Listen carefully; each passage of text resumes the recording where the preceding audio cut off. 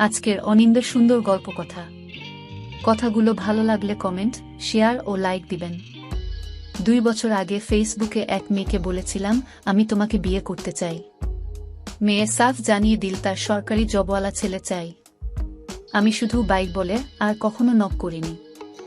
মেয়েটা সেদিন আমায় ফোন দিল। জব পাইছ? না, আমার বিয়ে ঠিক হয়েছে। ওহ, কনগ্রেটস। আমায় নিয়ে পালাতে পারবা? না। ওকে, তোমার ঠিকানাটা বলো, ইনভাইটেশন কার্ড পাঠিয়ে দেব। বিয়ে খাইতে আইস। আচ্ছা। তারপর সে ফোনটা কেটে দিল। 2 দিন পর রঙিন কাগজে মোড়া একটা প্যাকেট আসল কুরিয়ারে। খুলে দেখলাম তার নিজের হাতে লেখা একটা চিঠি। তুমি একটা কর্মক্ষত। যাই হোক, বাবার পছন্দের ছেলেটা বিসিএস ক্যাডার, সদ্যই জয়েন করেছে। এবারে 4-3তমতে। ফরেন ক্যাডার, মেলা বেতন, অনেক স্মার্ট। তোমার থেকে মাশাল্লাহ দেখতে সুন্দর। মাথায় অবশ্য তোমার মতো এলোমেলো চুল নেই, সামান্য টাক, তবে খুব গোছালো। আমাকে আশ্বাস দিয়েছে খুব আদরে রাখবে। আশীর্বাদে আমায় গয়নায় মুড়িয়ে দেবে বলেছে। আমাকে সে রানী করে রাখবে। তার বাড়িতে কোনো কাজ করতে হবে না আমাকে। ধুর, খালি ওকে নিয়ে বকবক করে যাচ্ছি। আচ্ছা, তুমি সেই গল্পটা লিখে শেষ করেছ, যেটা তুমি আমাকে নিয়ে লিখতে চেয়েছিলে? নাকি আমার পাত্তা না পেয়ে সে গল্পটা ছেড়েই দিয়েছ? এবার গল্পটা কিন্তু অবশ্যই লিখবা। একটা আবদার। জানি তোমাকে আবদার করার মতো কোনো অধিকার আমার নেই, তবুও করছি। যদি পার আমার বিয়েতে একটা সিঁদুরের কাটা গিফট করো আমায়। অল্প দাম দিয়ে কিনো। তোমার হাতে সিঁদুর পরাটা আমার কপালে ছিল না হয়তো, কিন্তু তোমার দেয়া কাটায় সিঁদুর আঁকতে তোমার নিশ্চয় আপত্তি থাকবে না। ইতি, অবনী। চিঠিখান পড়ে খুব আশ্চর্যান্বিত হলাম। একদিকে ভালো লাগল। আমার মতো উজবুককে কোনো মেয়ে সত্যিই ভালোবেসেছিল। আমি নির্দিষ্ট দিনে গিয়ে হাজির হলাম। মানুষে মানুষে জমজমাট আবহাওয়া। সবাই খুব ব্যস্ত। এত ব্যস্ত তো ভিড়ে অবনীকে কোথাও দেখতে পেলাম না। উঠোনের এক মাথায় বরাসন। একটা কম বয়সী মেয়ে বরকে পাখার বাতাস করছে। আমি বরকে গিয়ে বললাম, আপনার ওখানে টোপর পরে আমার বসে থাকার কথা ছিল। বর হতভম্ব হয়ে জিজ্ঞেস করল, কে আপনি? আর এসব কথাই বা বলার সাহস আপনার কি করে হয়? আমি শান্তভাবে বললাম, আপনি যে মেয়েকে বিয়ে করতে যাচ্ছেন ওই মেয়েটা আমাকে নিয়ে পালাতে চাইছিল। আমি পালাইনি। এবার আপনিই ভেবে দেখুন কেন সাহস পেলাম। বর তেলে বেগুনে উঠে এসে আমার কলার ধরে নিয়ে গেল একটা ফাঁকা রুমে। একরকম হুলস্থুল বেঁধে গেল উঠোন জুড়ে। একটু পর মেয়ের বাপ আসল রুমে।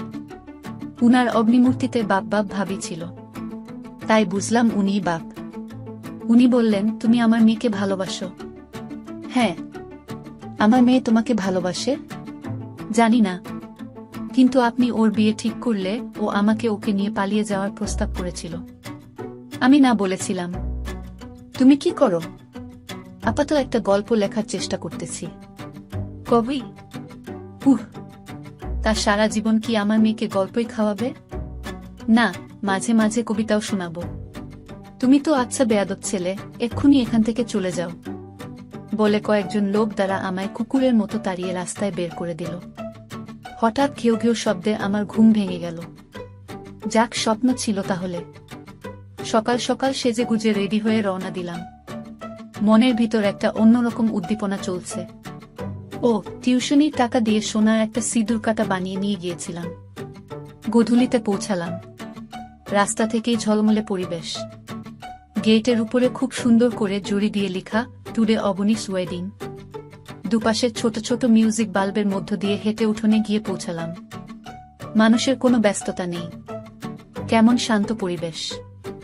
বরাসনে টেকোমাথার বর কই, এখনো পৌঁছে পারিনি বোধহয়। কেবল সূচিকর্ম দ্বারা অলঙ্কৃত সাদা কাঁথার উপর কয়েকটা নতুন বালিশ পড়ে আছে। উঠোনের মাঝখানে বানানো গোলাকৃতির ছাদনাতলা। ছাদনাতলায় সাদা পিটুলির উপর লাল জবার আলপনা আঁকানো। দুটো কলসি, কলসির উপর আমের পল্লব আর দুটো কাঁঠাল কাঠের পিঁড়ি পাশাপাশি। একটা বুড়ো ব্রাহ্মণ গায়ে গামছা পরে মুখে হাত দিয়ে বসে আছে।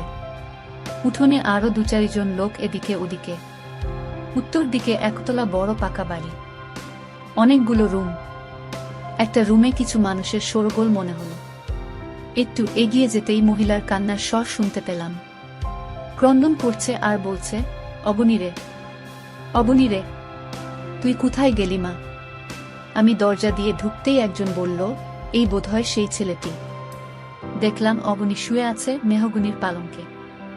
লাল বেনারসি শাড়ি পরে কেমন সুন্দর বউ সেজেছে আজ। দুহাতে লাল চুড়ির পরে দুজোড়া সাদা শাখা। ওর কপালখানি খালি, প্রফুল্ল শ্যামল মুখখানি কেমন স্নিগ্ধ শীতল মলিন।